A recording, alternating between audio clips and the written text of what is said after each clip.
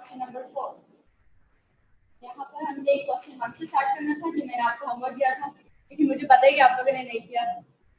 तो what circumstances did the bettering family face? Bettering family को क्या क्या सर्कमस्टांसेस फेस करने पड़े थे? अब ये हमें मेंशन नहीं किया गया कि जो सर्कमस्टांसेस थे वो हमने मार्स के पर्सपेक्टिव से देखने हैं या फिर अर्थ के पर्सपेक्टिव से देखने हैं। तो इसलिए हम सारे के सारे सर्कमस्टांसेस जो उनको फेस करने पड़े थे और जो इम्पोर्टेंट हैं उनको यहाँ पर मेंशन करेंगे। तो जो सर्कमस्टांसेस उन्होंने फेस किए थे उसमें सबसे पहले तो आती है वॉर ऑन अर्थ। ठीक है, न्यूक्लियर वेपन्स बनाए गए थे अर्थ पे, जिसके बाद उनको पता था कि वॉर इज इनएविडेंट। ठीक है, वॉर होनी ही होनी है, वॉर को कोई रोक नहीं सकता। ठीक है, तो वो उस वॉर से बचने के लिए वो लोग चले जाते हैं मार्स पे। ठीक है, तो एक तो ये न्यूक्लियर वेपर्स की डिजाइनिंग और उसके बाद जो अर्थ पर वॉर स्टार्ट हो जाती है, न्यूक्लियर वॉर, जिसके बाद हमने देखा था कि न्यूयॉर्क डिस्ट्रॉय हो जाता है, सारे जो रॉकेट्स थे वो डिस्ट्रॉय हो जाते हैं। ठीक है, तो ये सारी चीजें हमने देखी थी कि बेटरिंग फैमिली को ये सब कुछ फेस करना पड़ता है। उसके बाद कुछ अनसूटेबल और इनअप्रोप्रिएट सिचुएशंस या एनवायरनमेंट वो फेस करते हैं मार्स पे, जैसे कि इंटेंस एयर। ठीक है, Martian virus in the air, ये दोनों चीजें, वो जो इंटेंस एयर थी, it felt as if it is going to draw their soul out of their body। ये सेंटेंस हमने चैप्टर में डिस्कस किया था ना, उनको ऐसा लग रहा था कि जो हमारी सोल है वो हमारी बॉडी से बाहर आ जाएगी। इतनी वो स्फीयर किस्म की जो सिचुएशन थी वो लोग वहां पर फेस कर रहे थे। उसके बाद क्या होता है, लॉस ऑफ देयर आइडेंटिटी, वो अपनी आइडेंटिटी का लॉस जो था उसको भी फेस कर रहे थे। वो जो एक फिक्र थी उनको अपनी आइडेंटिटी को खो देने की, वो उसके लिए भी फिक्रमंद थे, उसकी वजह से भी वो परेशान थे। उसके बाद क्या चीज थी जो इम्पोर्टेंट थी, जो उन्होंने सफर किया था, जिससे उनको फेस करनी पड़ी थी, वो थी फियर, फियर ऑफ अननोन। वो किस किस चीज से अफ्रेड थे? एक तो वो लोग अफ्रेड थे मार्शियन वायरस से। ठीक है, उसके बाद वो लोग अफ्रेड थे जो गोस्ट थे, मार्शियंस के जो गोस्ट थे, जो मार्शियन लोग जिनकी डेथ हो चुकी थी और उनके गोस्ट जो थे वो उन ओल्ड सिटीज में रह रहे थे। ठीक है, ऐसे बिलीव होता है ना समटाइम्स कि जो लोग मर जाते हैं उनकी स्पिरिट्स होती हैं, उनके गोस्ट होते हैं, वो उनकी जो जिन एरियाज में वो रहते रहे वहां पर वो वापस आ जाते हैं।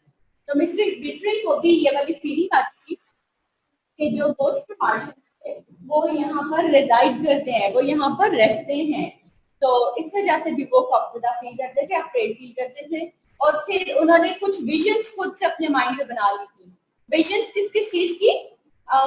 जैसे कि उनको वो जैसे अपनी फैमिली से बात डिस्कस कर रहे थे ना कि क्या तुम लोग इमेजिन करते हो कि मार्शियन स्टेयरकेसेस को चढ़ते हुए कैसे लगते होंगे? क्या जिस मार्शियन पेंटर ने ये पेंटिंग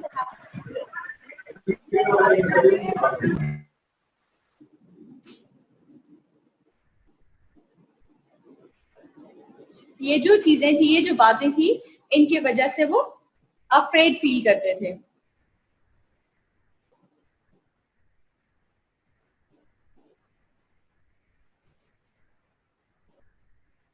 सेकंड क्वेश्चन पे आ जाते हैं, लेकिन आप लोगों ने पेपर में गलती से भी पॉइंट्स की फॉर्म में नहीं लिखना। हम लोगों ने पहले 2 चैप्टर्स के आंसर जो थे वो बहुत स्कूल फीडिंग की फॉर्म में कर लिया, मैंने पूरे सेंटेंसेस आप लोगों को बता दिए, लेकिन अब आपने जब आंसर्स लिखने हैं तो आपने कोहेरेंस का ख्याल रखना है। आप लोग ऐसा करें कि ये जो चैप्टर है ना, इसके क्वेश्चन आंसर की असाइनमेंट एक बना के अच्छी सी उसको पीडीएफ पे कन्वर्ट करके तो मंडे को सबमिट करवा दें। देखिए आप लोगों के पास काफी टाइम है, इट्स ट्यूसडे टुडे, और आपने सबमिट करनी है मंडे को, तो काफी टाइम है। डेली बेसिस पे अगर आप 2 से 3 क्वेश्चंस भी लिखते हैं तो आपकी अच्छी सी असाइनमेंट्स कंप्लीट हो जाएंगी। तो आप लोगों ने इसको सबमिट करवाना है, so that I can give you some feedback कि आप लोग क्वेश्चंस को ठीक अटेम्प्ट कर रहे हैं या फिर नहीं कर रहे। सेकंड क्वेश्चन पे आ जाते हैं, how social were the people of Mars. Mars के लोग कितने सोशल थे या किस हद तक सोशल थे? क्योंकि जो लेफ्टिनेंट था उसने कैप्टन को आके रिपोर्ट किया था ना कि द पीपल आर सोशल, किया था ना रिपोर्ट, क्या भूल गया? तो वो लोग जो थे वो काफी ज्यादा सोशल थे। सोशल होने की वजह क्या थी? पहली बात की वो पीसफुल थे। जब भी इंसान पीसफुल होता है ना तो वो ज्यादा अच्छे से सोशलाइज कर सकता है। सोशलाइज करने का क्या मतलब होता है? जब आप ज्यादा लोगों से बातचीत करते हैं, दोस्त अच्छे बना लेते हैं। अगर आप बहुत पीसफुल इंसान है, ये सिचुएशन हो सकता है कि आप अच्छे दोस्त बना सकते हैं। अगर आप हर किसी से हर वक्त लड़ते झगड़ते रहते तो फिर आप अच्छे दोस्त नहीं बना सकेंगे ना, तो फिर आप खुद को सोशल नहीं कहेंगे। तो वो एक बात तो ये कि वो पीसफुल थे। दूसरी बात उनके इंग्लिश पीपल से, अमेरिकन पीपल से सोशलाइज करने की क्या वजह थी? उनको इंग्लिश लैंग्वेज आती थी। लेफ्टिनेंट आर्मी कैप्टन को बता रहा था they learn English fast, right? वो इंग्लिश को जल्दी लर्न कर लेते हैं, लेकिन इंग्लिश उनको एक्चुअली पहले से आती थी। They knew English. ये एक रीजन बनती है कि वो जो इंग्लिश लोग आए थे, अमेरिकन आए थे मार्स पर, वो उनके साथ कम्युनिकेट कर सकते हैं। वो इस काबिल थे कि वो उनकी लैंग्वेज को अंडरस्टैंड करते हैं, फिर उनकी लैंग्वेज में उनको रिस्पॉन्ड करते हैं। तो इसलिए भी लेफ्टिनेंट को लगा कि ये लोग सोशल हैं, क्योंकि ये हमारे साथ कम्युनिकेट कर रहे हैं। सोशल होने का यही मतलब होता है कि आप कम्युनिकेट करते हैं। अगर तो आप कम्युनिकेट ही नहीं करते, आप किसी से बात ही नहीं करते, आपके साइड पे जो बच्चा बैठा हुआ है आप उससे भी बात नहीं करते जो आपको क्लास में कहते, इसका मतलब आप एक इंट्रोवर्ट इंसान है, आप सोशल नहीं है, आप एंटायर सोशल है। तो अगर आप सबसे बात कर लेते हैं और सबसे अच्छे तरीके से बात कर लेते हैं, इसका ही मतलब है कि आप सोशल है। तो अगर उनको इंग्लिश लैंग्वेज नहीं आती होती तो क्या वो सोशल होते? नहीं होते ना। तो लैंग्वेज ने भी इंपॉर्टेंट रोल प्ले किया था। फिर थर्ड ऑप्शन आता है having a conversation with newly arrived aliens presents them as social beings. कैसे? जब अर्थ से लोग मार्स पे गए थे तो एलियन कौन हुआ? अर्थ की पीपल ना। जो भी इंसान किसी एक प्लैनेट पे दूसरे प्लैनेट से आया होता है वो वहां पर एलियन होता है। तो जो मार्स पर रह रहे थे लोग, वो लोग तो नेटिव्स थे मार्स के। जो अर्थ से लोग मार्स पे गए थे वो लोग एलियंस थे। हम बात कर रहे हैं मार्शियंस के पर्सपेक्टिव से। तो मार्स पे जो भी लोग आएंगे किसी और प्लैनेट से, बेशक वो अर्थ से आ रहे हैं, वीनस से आ रहे हैं, बेशक मून से आ रहे हैं, लेकिन वो वहां पर एलियंस होंगे। तो ये क्यों बदतमीजी कर रहे हैं? How immature.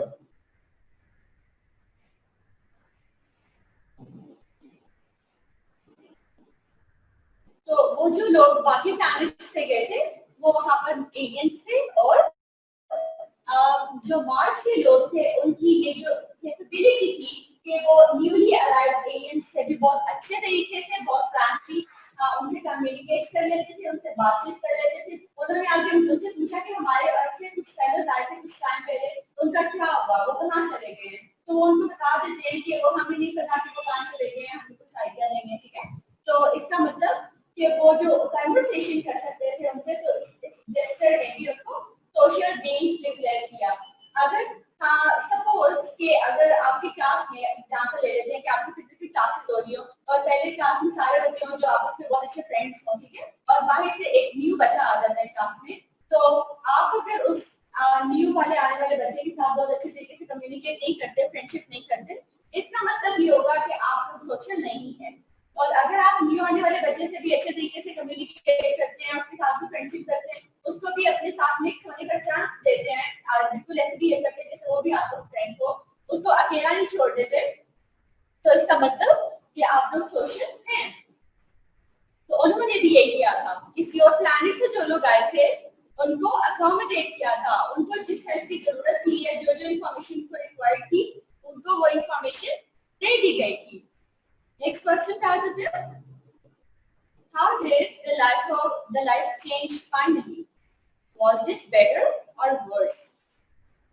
क्या उनकी लाइफ में से चेंज हुई थी मार्च पर जाके या नहीं हुई थी? डेफिनेटली हुई थी। हम लोग जो उनकी लाइफ का इनिशियल फेज देखते हैं ना मार्च पे, वो है उनकी लॉन्जिंग, उनकी डिजायर जो है to go back to earth, वो शुड रिप्रेजेंट किया जा रहा है।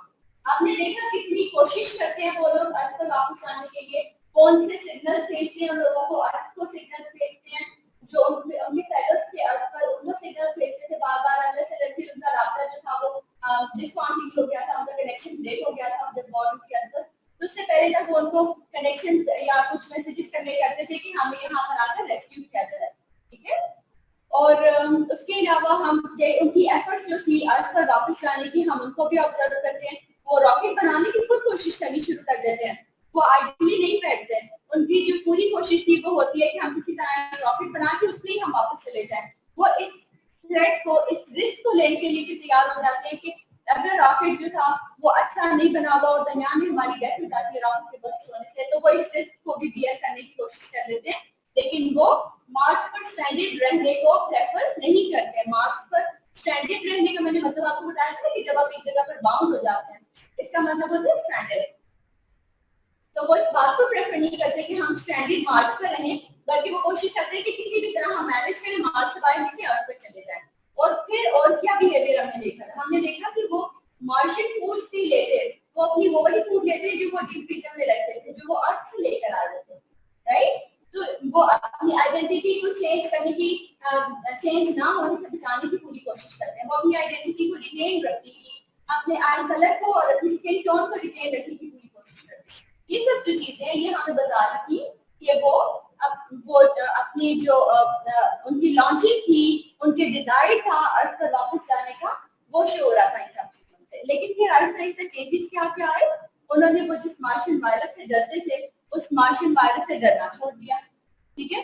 जब मार्शियन वायरस से डरना छोड़ दिया तो उन्होंने अपने घरों से भी बाहर निकलना शुरू कर दिया। हम देखते हैं कि वो जो ऑटम का सीन आ रहा था, उस ऑटम के सीन में क्या होता है, वो लोग बाहर खड़े होते हैं, ठीक है, माउंटेन्स पर खड़े होते हैं, और उसके बाद वो मिस्टर हैरी बिटलिंग फॉरा को कहते हैं कि I am feeling too hot, let's go for some swimming, right.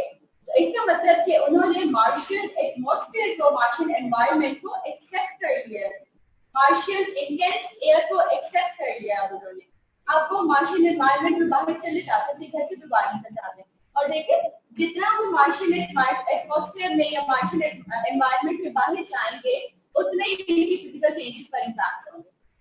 और हमने वहां पर देखा कि उनकी आइज पहले जो आहिस्ता आहिस्ता येलो हो रही थी, जब उन्होंने मार्शियन एटमॉस्फेयर और मार्शियन एनवायरनमेंट को एक्सेप्ट करना शुरू किया तो वो बहुत जल्दी से गोल्डन ब्राउन हो जाती है, गोल्डन हो जाती है। वो जो ऑटम का सीन था वहां पर आके मिस्टर बेटरिंग की आइज जो थी उनको बहुत ज्यादा गोल्डन डिक्लेयर किया गया था। उनकी जो पर्सनैलिटी को रिप्रेजेंट किया जा रहा है वो इसी तरह से किया जा रहा था ना कि उनकी आइज बहुत ज्यादा गोल्डन हो चुकी थी और उनकी स्किन टोन थी वो बहुत ज्यादा डार्क हो गई थी। तो ये चेंजेस आई थी उनकी बॉडी पे, उनके फिजिकल फीचर्स पे, जिनको उन्होंने एक्सेप्ट करना सीख लिया था। आपके पास अपने नहीं करना होता है,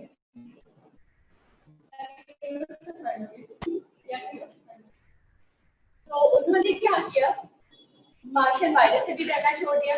वो जो ओल्ड मार्शियन सिटीज थी वहां पर जाके उन्होंने रहना शुरू कर दिया। They started living in old Martian cities on hills, ठीक है। अब ये वो वाली ओल्ड मार्शियन सिटीज हैं जिनको जब मिस्टर बेटरिंग अपने घर से वैली से वो जो टाउन बनाया था, अर्थी लोगों ने वैली जमीन के लोगों ने वैली में एक टाउन बनाया था ना जिसमें वो लोग रहते थे, उस टाउन से जब वो हिल्स को देखते थे वो कहते थे कि क्या तुम लोग की माइंड में इमेजिनेशन नहीं आती कि जो मार्शियंस थे वो इस स्टेयरकेस को क्लाइंब करते हुए कैसे लगता होगा, मार्शियन पेंटर कैसा दिखता होगा। तो वो जो चीजें थी जिनसे वो डरते थे उस वक्त, अब तक आके कुछ जैसे जैसे टाइम गुजरा मिस्टर बेटरिंग उन्हीं घरों में शिफ्ट हो गए हैं, ठीक है, उन्हीं विलास में शिफ्ट हो गए हैं जो मार्शियन लोगों के थे और जिनसे वो उस वक्त डरते थे। और अपनी फैमिली को, अपने बच्चों को उन्होंने कहा था कि वहां पर जाने की कभी कोशिश ना करना। अब वहां पर वो जाके शिफ्ट हो गए हैं, वहां पर रहते हैं, उनके बच्चे वहां पर अच्छा टाइम स्पेंड करते हैं। हमने देखा कि उनके लॉफ्टर्स को, हमने देखा था ना कि the voices of their laughters resounded in those northern villas, उनके हंसने की आवाजें जो थी वो वहां पर आ रही थी, इको गूंजना। तो ये सारे जो चेंजेस थे वो उनकी लाइफ में आ रहे थे, उन्होंने सारे चेंजेस को एक्सेप्ट करना शुरू कर दिया था। उनकी जो आइडेंटिटी में चेंजेस हो रहे थे, वो जो अपनी आइडेंटिटी को लूज कर रहे थे, उन्होंने इस चेंज को भी एक्सेप्ट करना शुरू कर दिया। फिर हमारे पास इस क्वेश्चन का सेकंड पार्ट है जिसको हम इग्नोर नहीं कर सकते। Was the change better or worse? क्या चेंज अच्छा था या बुरा था? What do you think? अच्छा था या बुरा था? अच्छा था। अच्छा, मेरे अकॉर्डिंग अच्छा था। आपने अगर अच्छा लिखना है आपको तब भी वो जस्टिफाई करना पड़ेगा, और बुरा लिखना है, वर्ड्स लिखना है, तब भी आपको उसको जस्टिफाई करना है। दोनों करेक्ट हो जाएंगे अगर आपकी जस्टिफिकेशन करेंगे। मेरे अकॉर्डिंग चेंज क्यों अच्छा था? क्योंकि as they were not able to return to Earth, so it was better for them to feel at home at Mars. At home या feel at home का मतलब होता है comfortable feel करना, ठीक है? the way you feel at home.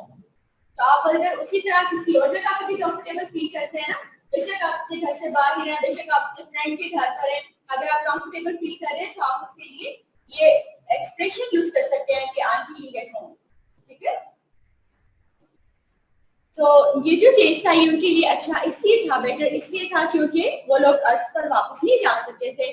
जब वो अर्थ पर वापस जा ही नहीं सकते थे, उनको पता था कि हमने हमेशा सारी जिंदगी मार्स पर ही रहना है, तो फिर परेशान होकर क्यों रहते थे?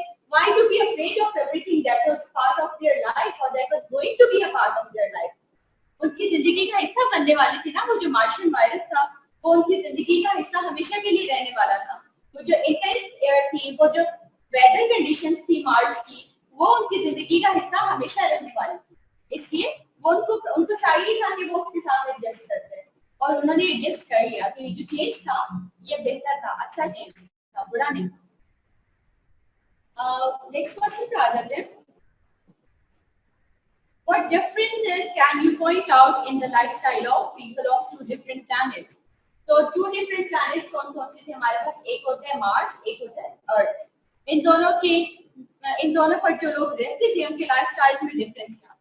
अब एक बात ख्याल में रहे कि अगर ये पेपर में क्वेश्चन आता है तो आपको याद होना चाहिए कि यहाँ पर डिफरेंस फिजिकल फीचर्स का नहीं पूछा गया, लाइफस्टाइल का डिफरेंस पूछा गया। लाइफस्टाइल का मतलब होता है रहने सहने के तरीके, ट्रेडिशंस, ट्रेंड्स, कस्टम्स। तो वो जिन तौर तरीकों के साथ रहते थे मार्स और अर्थ के लोग, वो एक डिफरेंस तो ये है कि मार्शियंस जो थे they like living in hills, और जबकि अर्थ के लोगों की ये कोई प्रेफरेंस नहीं होती कि हमने पहाड़ों में जाके रहना। लेकिन मार्स के लोगों की तो हमने ये प्रेफरेंस देखी थी ना। मिस्टर बेटरिंग जो थे वो अपने टाउन जो बना हुआ था वहां से, मिस्टर बेटरिंग क्या वहां पे जितने भी अर्थ के लोग रहते थे वो उस टाउन से शिफ्ट हो गए थे कहीं ना कहीं और, तो मिस्टर बेटरिंग भी हिल्स पर शिफ्ट हो गए थे।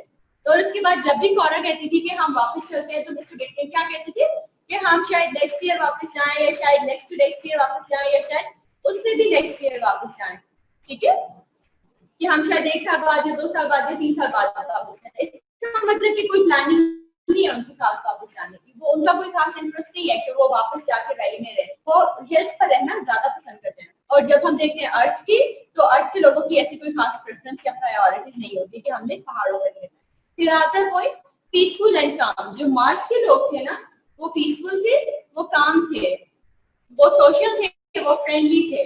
लेकिन जो अर्थ के लोग थे वो पीसफुल नहीं थे। हमें ये कैसे पता चला कि अर्थी people were not peaceful? Exactly. No peaceful as they resorted to nuclear war. Sorry, ये दा नहीं है, ये दे है। THEY, दे। तो हमें पता क्या चला था, हमें चैप्टर में बताया गया था कि पहले उन्होंने न्यूक्लियर वेपन्स डिजाइन कर लिए, उसके बाद उन्होंने एक वॉर भी कर ली अर्थ पे, जिसके बाद एक पूरा सिटी डिस्ट्रॉय भी हो गया। तो because they resorted to war, resorted का मतलब होता है किसी चीज की तरफ मूव करना, टू ऑप्ट समथिंग, किसी चीज को चूज करना, तो उन्होंने वॉर को चूज किया था, राइट। तो इस वजह से हमें पता चला कि वो पीसफुल नहीं थे, वो अमन पसंद नहीं थे, क्योंकि उन्होंने एक वॉर की थी, वो भी न्यूक्लियर वॉर। पता है ना न्यूक्लियर वॉर से कितनी डिस्ट्रक्शन होती है। फिर नेक्स्ट डिफरेंस आता है, मार्शियंस जो थे वो सोशल थे और दे वर मोर कोऑपरेटिव, वो ज्यादा कोऑपरेटिव थे as compare to earthly people. जो अर्थ पे रहने वाले लोग थे या जमीन से गए हुए लोग मार्स पर जो थे, वो उनके कुछ मोटिव्स और पर्पसेस होते थे। ठीक है, they used to do everything on purpose, कोई ना कोई एजेंडा होता था उनके हर एक्शन के पीछे। सैम ने मिस्टर बेटरिंग को अपना आयरन दिया था रॉकेट बनाने के लिए, और अपनी मेटल शॉप पे काम करने के लिए भी परमिशन दी। ठीक है, लेकिन किस पर्पस पर दी थी? कि आप मुझे $500 दे दे, ठीक है, और आप मेरा जो मेटल है वो परचेज कर लें। फॉर फ्री तो नहीं दे दिया था ना। तो इसका मतलब जो अर्थ के लोग थे वो सेल्फिश थे, उनके कुछ मोटिव्स या पर्पसेस होते थे, वो किसी चीज को आउट ऑफ कर्टेसी नहीं करते थे। तो ये कुछ डिफरेंसेस थे। अगर कुछ आपको भी डिफरेंसेस और आते हो तो आप लोग जरूर लिख सकते हैं, कि मेरे माइंड में थे कुछ। अच्छा, क्वेश्चन 5 की तरफ आ जाते हैं। Use the correct form of the word given in bracket. अब हमने करेक्ट फॉर्म यूज कर लिए। मैंने आपको एक छोटा सा ट्रिक बताया था कि जब हम स्टोरीज को डिस्कस कर रहे होते हैं तो हमने जो correct form of verb use करनी होती है वो पास्ट पार्टिसिपल फॉर्म होती है वर्ब की, पास्ट फॉर्म होती है। ठीक हो गया? हमारे पास स्टोरीज हमेशा पास्ट टेंस में लिखी जाती है। कभी देखिए कि स्टोरीज को प्रेजेंट या फ्यूचर टेंस में लिखा गया? कोई कहानी देखिए जिसमें कहा गया कि अभी ऐसा होगा, फिर ऐसा होगा, फिर ऐसा होगा। कहानियां तो इसी तरह से होती है ना कि ये चीजें हो चुकी है इसलिए इनको नरेट किया जा रहा है। वो तो प्रेडिक्शंस होती हैं, ठीक है? प्रेडिक्शन का मतलब डिफरेंट होता है। प्रेडिक्ट का मतलब होता है कि जो चीज अभी फ्यूचर में होनी है उसको आप वक्त से पहले जब बताते हैं, इसका मतलब होता है कि आप प्रेडिक्ट करें कोई चीज। आप किसी चीज के होने की, किसी इवेंट के आगे होने की कुछ इम्कान बता रहे हैं, कुछ चांसेस बता रहे हैं कि ये हो सकता है, ये हो सकता है। तो जो स्टोरीज होती है वो पास्ट टेंस में लिखी जाती है। इसका मतलब कि जो वर्ब यूज होता है स्टोरीज में वो भी पास्ट टेंस का होता है। फर्स्ट पे आ जाते हैं the man feel his fear Flutter. तो अब फील जो है वो प्रेजेंट में आ रहा है, हमने इसको पास्ट में कन्वर्ट कर देना। It will become felt. The man felt his fear flutter. ये फेल्ट हो जाएगा।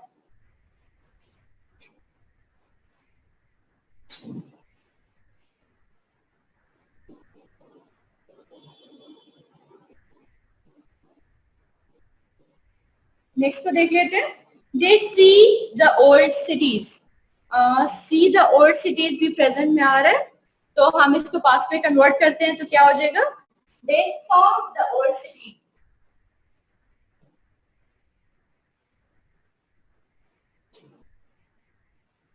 थर्ड पे आ जाते हैं। They look at their children. अब ये फिर अगेन प्रेजेंट में आ रहा है। They look at their children, present indefinite है ना, हम इसको पास्ट में कन्वर्ट करेंगे तो ये क्या आ जाएगा? They looked at their children.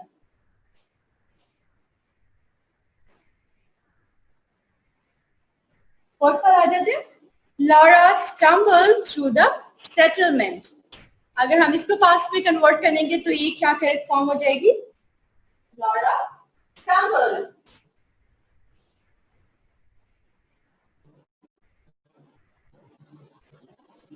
Laura stumbled through the settlement.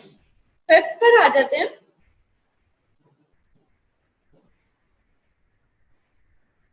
He drenched in the hotness of his fear. जब हम इसको पास्ट में कन्वर्ट करते हैं, ड्रेंच को पास्ट में कन्वर्ट करते हैं तो इट विल बिकम ड्रेंच्ड।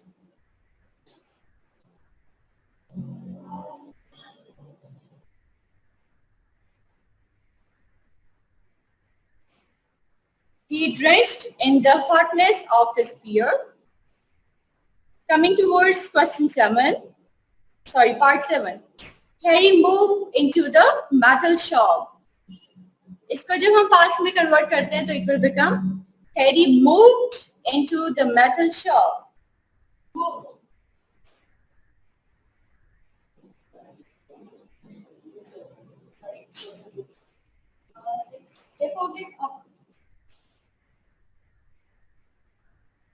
को देख लेते हैं।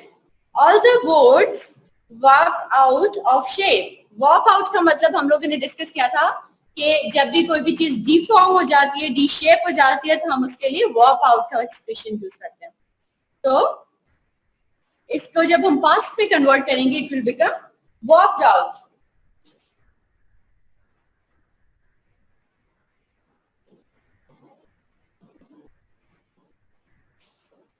Coming towards 7, Harry moved into the metal shop. जब हम इसको कन्वर्ट करते हैं पास्ट में तो it will become Harry moved into the metal shop.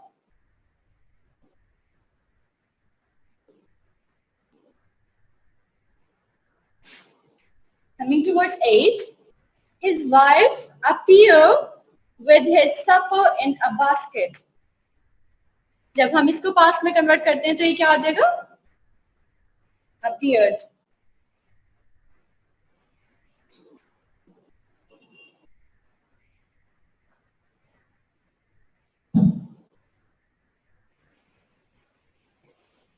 Nine पे आ जाते हैं। The sons played songs on ancient flutes.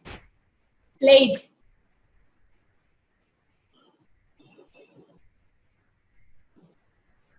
Coming towards 10, they turned their backs to the valley. तो टर्न को जब हम पास्ट में कन्वर्ट करते हैं, टर्न का पास्ट पार्टिसिपल क्या हो जाएगा? टर्न।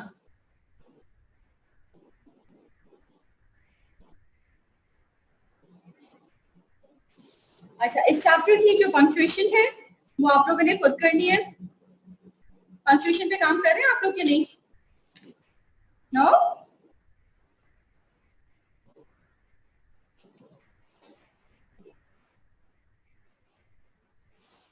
पंक्चुएशन में आप 5 मार्क्स सिक्योर भी कर सकते हो और 5 मार्क्स लूज भी कर सकते हो, इसलिए पंक्चुएशन पे काम लेकिन मैं क्लास में इसलिए नहीं करवाती क्योंकि अगर आपको कोई भी कंफ्यूजन हो, आप ये जो पैराग्राफ दिया हुआ होता है ना आपको पंक्चुएशन के लिए, ये वाला, आप इसको टेक्स्ट में ढूंढे कि टेक्स्ट में कहाँ पर है, वहां पर जो भी पंक्चुएशन यूज हुई होगी वो इसकी एक्चुअल पंक्चुएशन है, जिसको आपने पेपर पे भी वैसे ही करना होगा। तो अगर वहां पर डायलॉग्स हैं, इन्वर्टेड कॉमास लगे होंगे, बुक में भी आपने पेपर में भी इन्वर्टेड कॉमास लगा रहे होंगे, अगर वहां पर कॉलन लगा हुआ है, सेमी कॉलन लगा हुआ है, फुल स्टॉप लगा हुआ है, आप लोगों ने भी उसी तरह से पंक्चुएशन करनी होगी। तो क्लास में ये करना is a share wastage of time, इसलिए हम इसको क्लास में नहीं करते, लेकिन आप लोग खुद से इसको जरूर करने की कोशिश क्या करें और इसको फिर मार्क्स भी क्या करें, क्या ठीक कर रहे हैं या फिर ठीक नहीं कर रहे हैं।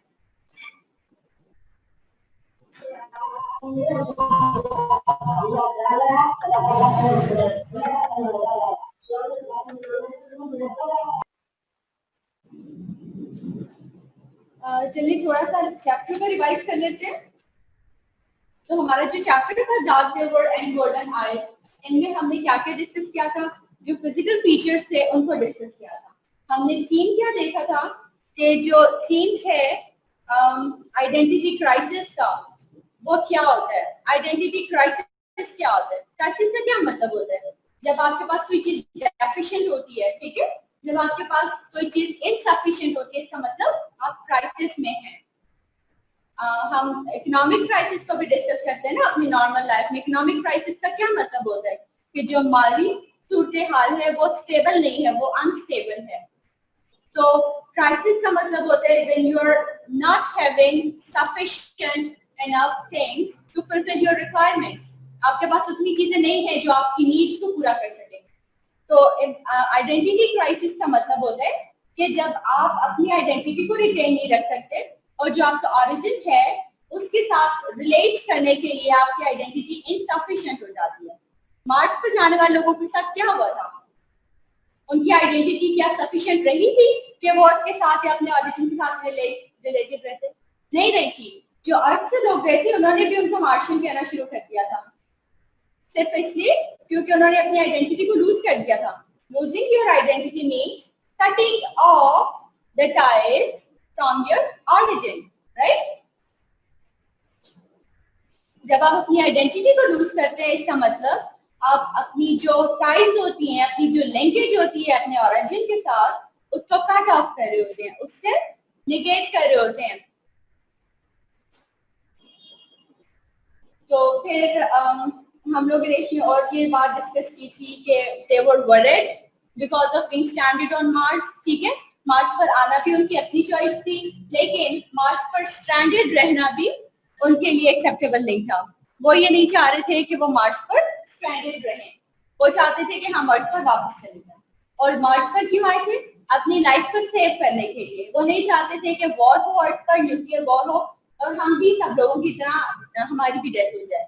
लेकिन जब वो अपने ओरिजिन को छोड़ के आ जाते हैं, अपने होमलैंड को, अपनी अर्थ को छोड़ के आ जाते हैं, और प्लैनेट पर, मार्स पर आ जाते हैं, तो फिर वो इस बात को रियलाइज करते हैं कि जिंदा रहना is not sufficient, to be alive isn't enough, rather to retain your mind, ठीक है, अपनी जो मेंटल कैपेबिलिटीज हैं उनको रिटेन रखना, उनको प्रोटेक्ट करना भी उतना ही जरूरी है। ऐसी लाइफ का कोई फायदा नहीं कि जब अपनी मेंटल एबिलिटीज को लूज करते हैं, जब आप अपने माइंड को लूज करते हैं, जब आप कॉन्शियस ना रह सके, जब आप पागल हो जाएं, जब आप अपनी जो एबिलिटी है to think, ability to understand, ये हमारी मेंटल एबिलिटीज है ना, आप इनको लूज कर दें तो फिर आपकी लाइफ मीनिंगफुल नहीं रहेगी। तो हैरी ये बात कह रहा था कौरा को भी, वो कहती है एटलीस्ट वी आर अलाइव। तो वो क्या कहते हैं, अलाइव बट इनसेन, कि हम जिंदा तो रहेंगे लेकिन we will lose our mind, हम पागल हो जाएंगे, वी विल गो मैड। तो खाली जिंदा रहना isn't enough, to retain your mind is also necessary to have a good life, to lead a good life। ये बात वो तब रियलाइज करते हैं जब वो अपने प्लैनेट से दूर आ जाते हैं और वहां पर वो इस तरह की सिचुएशन फेस कर रहे होते हैं कि जो that will convince them to lose their mind. उनके जो मेंटल कैपेबिलिटीज हैं उनको रिटेन रखना वहां पर उनके लिए मुश्किल हो जाता है। और मेन बात क्या थी इसमें कि हाँ वो उनकी एफर्ट्स होती है, लेकिन क्या होता है एफर्ट्स जो थी वो लिमिटेड थी और मिस्टर हैरी जो है वो एक रॉकेट बनाना शुरू भी करते हैं, लेकिन फिर इन द एंड वो अपनी जो रॉकेट बनाने की एफर्ट्स थी उनको वो गिव अप कर देते हैं। ठीक है, गिव अप करने का मतलब होता है छोड़ देना, हार मान देना। अपने रॉकेट बनाने की एफर्ट्स को वो गिव अप कर देते हैं और वो भी मार्शियन एटमॉस्फेयर में एडजस्ट करने की कोशिश करते हैं खुद को। मार्शियन एटमॉस्फेयर में एडजस्ट करने का मतलब था कि हर चीज जिस तरह से हो रही है वो उसको एक्सेप्ट कर लेते हैं। इस एक्सेप्ट करने के लिए एक एक्सप्रेशन यूज होता है, गो विद द फ्लो।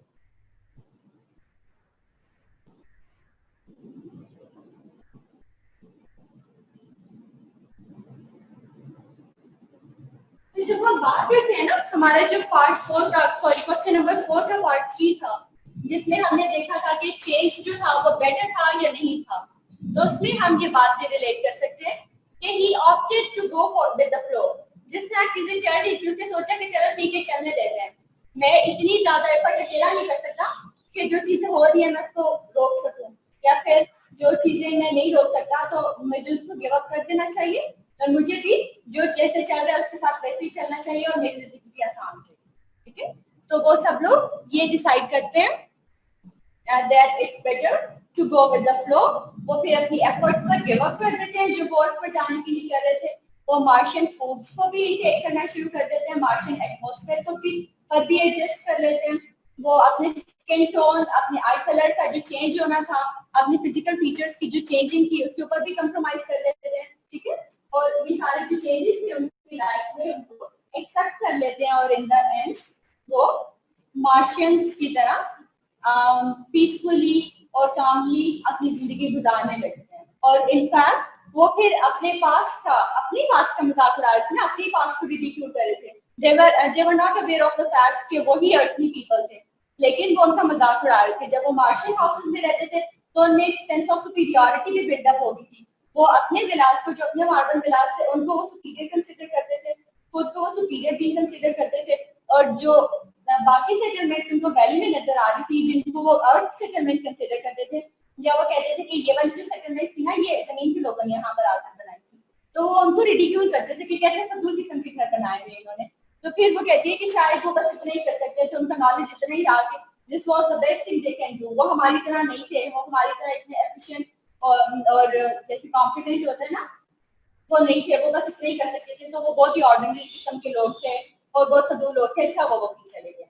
ठीक है, तो उसके बाद जब वो अपनी आइडेंटिटी को लूज कर देते हैं तो वो अपनी ही आइडेंटिटी के लोगों को रिडिक्यूल भी करते हैं और उनकी जो सेंस ऑफ बिलोंगिंग थी वो सारी डेवलप किसके साथ हो जाती है, मार्स के साथ।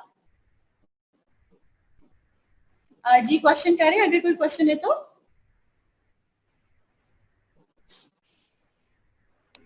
मैम वो कल आपने क्वेश्चन नंबर 3 है उसका पार्ट 1 वो काइंडली दोबारा रिपीट कर दें। Sorry I can't hear you.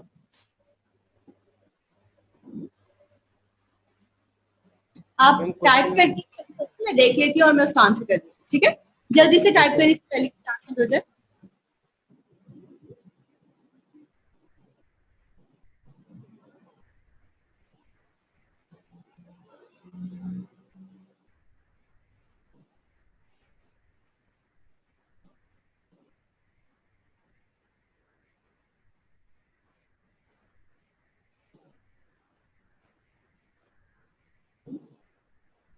Question 3 का पार्ट 1।